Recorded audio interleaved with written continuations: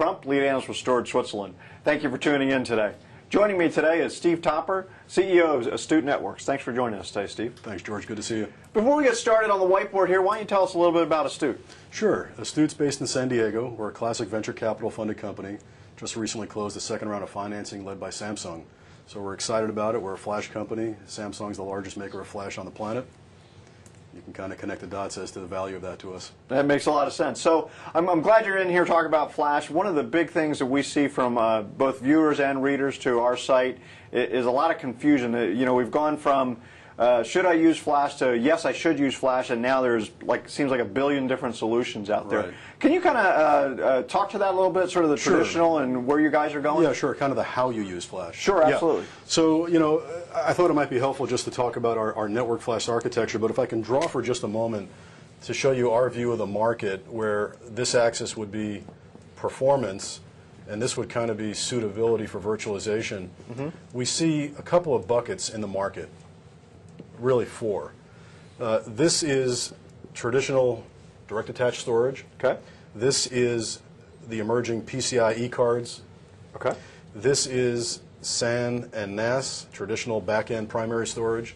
And then you have us up here with our networked flash. And what's important is our network flash incorporates our patented data pump engine, which drives the performance and I/O value that we deliver in our appliances. Okay. So this is traditionally direct attached to a server, inside a server, external but back-end. And then we sit here as an appliance that simply attaches to a network switch port, and then you storage vMotion the data stores over to our ViSX appliance. Okay, so what you're trying to do is really simplify that whole process for these viewers and readers, right? Correct, with a very specific focus on performance. Okay. We're cost effective on the dollar side, but everything we do leads with performance. Okay, great. Well, and in the flash space, that's obviously critical, That's right? why you're going for flash. Absolutely. Yeah. So why don't you take us through, I know there's some a couple of key differentiators you have Yes. compared to some of the other guys. Yep. You're kind of fixing the network bottleneck along with other issues, right? That's right. That's so, right. Why don't you kind of draw that through for us? Sure, sure. So the traditional approach is typically you have, n number of servers. They go out and they talk to a network, and then on the back end here you'd have X terabytes of capacity of SAN or NAS, whether you're file or block. Right. This is a traditional deployment. Along comes flash. As I mentioned up here, you can either put the flash inside the server, but it doesn't do much for shareability because it's siloed to the server. Right. So if you want flash on the network, what people are looking at doing now is they're putting flash drives inside their existing SAN or NAS. A couple of problems with that we see. One is it's very disruptive to go around and have to take systems down, yank out drives, put new drives in. Moreover, these flash drives typically sit behind legacy controllers, storage controllers, not designed for flash, therefore they can't fulfill the full performance value of flash. So you've kind of spent money to put flash in, but you're not getting the full value back out. Right. And that's a really good point. I think the other pressing concern that we see from users is, okay, I'll pony up and pay the extra money, right. But when I do that, I want to make sure I'm getting the maximum amount. Nobody wants to buy a Lamborghini and have it only go 25 miles an hour. Right? Absolutely. We hear this all the time, and as a matter of fact, these traditional vendors, and we all know who they are, this is not only a continuation of a vendor lock-in, but it's a very expensive proposal. These flash drives that they're buying are multi-$1,000 right. purchases per drive, where, just to compare, our appliances equal the value of these flash drives and deliver higher performance. Okay. So this is typically the traditional approach, and then to finish on your question, how we do it Sure. is, this kind of stays the same, so you still have, your server farm out here. Everybody's going out to the network, and we're seeing a lot of interest in 10 gigabit E. And then ViSX simply is in the rack. You put a 2U appliance in, or N number based on how much performance you want, and you connect to the top of rack switch, 10 gigabit, and in every ViSX is what we call our DPE, our data pump engine. Okay. This is the crown jewel of Astute and the ViSX appliance. This is a purpose-built, bottoms-up ASIC that was designed to alleviate all TCP and iSCSI protocol processing.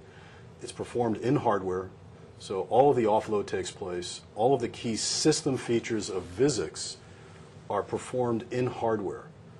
Back to the traditional approach for the moment. Every time you put a flash drive in here, your software stacks are executing in the server on x86, or in the Ethernet card that's in the server with a TCP offload engine.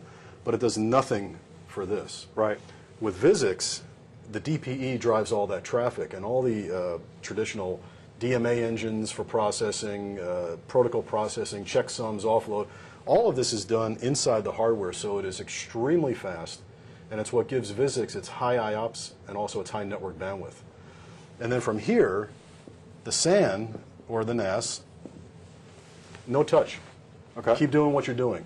So our view is, if you're trying to get performance for virtualization, SANs are for capacity, and for those virtual machines and their data stores that have performance needs that are unmet by your traditional back-end storage, you simply install a ViSX in your rack, very easy integration with vCenter, couple of clicks, and then you simply storage vMotion those data stores from your back-end SAN to ViSX, and you're up and running in minutes. So leveraging the capabilities that are already built in VMware to help you with that assisted move to the faster. Absolutely. Device. I mean, the trend that we're seeing is the migration, if you will, of all of these key functions into the hypervisor. Right. So yeah, if we see that too. Absolutely. And if you're virtualizing, the hypervisor is the control point of virtualization. So why not perform it there?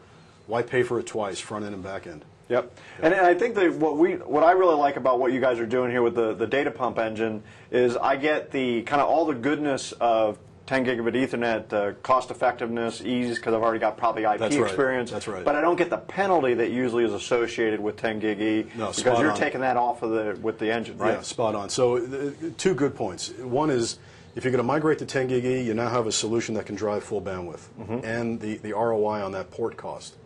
If you're going to flash, which is why everybody's going for performance, now you're getting full ROI on the value of the speed of flash, not moving the bottleneck somewhere else. Right. So really what we've done with ViSX is we've kind of fused the three-legged stool.